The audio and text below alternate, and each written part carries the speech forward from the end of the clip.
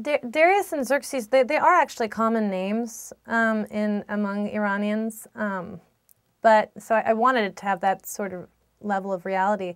But they were both very interesting kings in Persian history, and I looked at a lot of Herodotus's writings on the two, and they were men who were constantly wrapped up in comedies of errors, both very great kings, but they seemed like great muses for my actual characters in examining the sort of abstract accounts of their histories. They kind of became the ideal muses for them because Xerxes particularly was a sort of corrupt and controversial king who was always tripping over his own foot. And so I like the idea of toying with ancient history a little bit playfully. And there's a sense in the novel that from the minute they were given their names, and Darius particularly naming his son Xerxes, that they were cursed. And I like to toy with curses and those sort of superstitions in the novel a bit too. Well, to what degree, you know, is it sort of voodoo and hocus pocus to say a particularly turbulent time in history is causing a lot of the psychological warfare between two men? That in itself seems like magical thinking to me. But it's thinking that I've always been very immersed in and interested in. And looking at these, you know, these accounts in ancient texts, it's full of absurdities, and psychology is absent from it.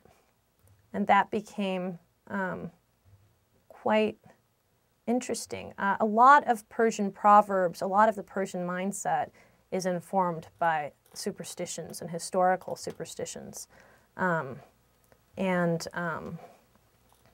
magical thinking.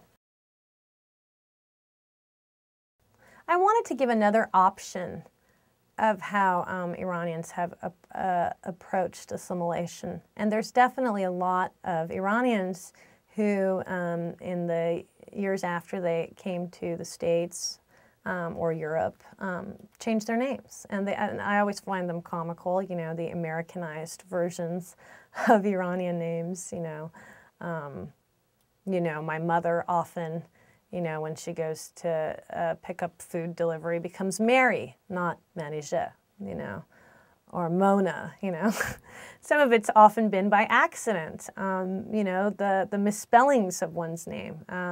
The mother in my novel's name was Lale, a very beautiful Persian name, but she was often getting mail where it would become Layla, Lily, you know, Lala. And eventually she settles on Lala. She likes the way it sounds. That's all there is to it. And she takes it up as a way to just make it a little easier on herself. And it becomes one way to cope. And she's sort of in a completely different sphere in the novel from the men. She's all about embracing America. She's all about fitting in. She in fact doesn't understand the drama. And she's a very matter-of-fact character. Interestingly, she was the most fabricated character. I don't know anyone like her. She was wholly imagined. And she's nothing like my own mother, for instance. But I was very interested in creating a strong character whose first decisive move in the U.S. was what some of us would look at as not a strong move. And I think it ends up being surprising, her progress in the U.S.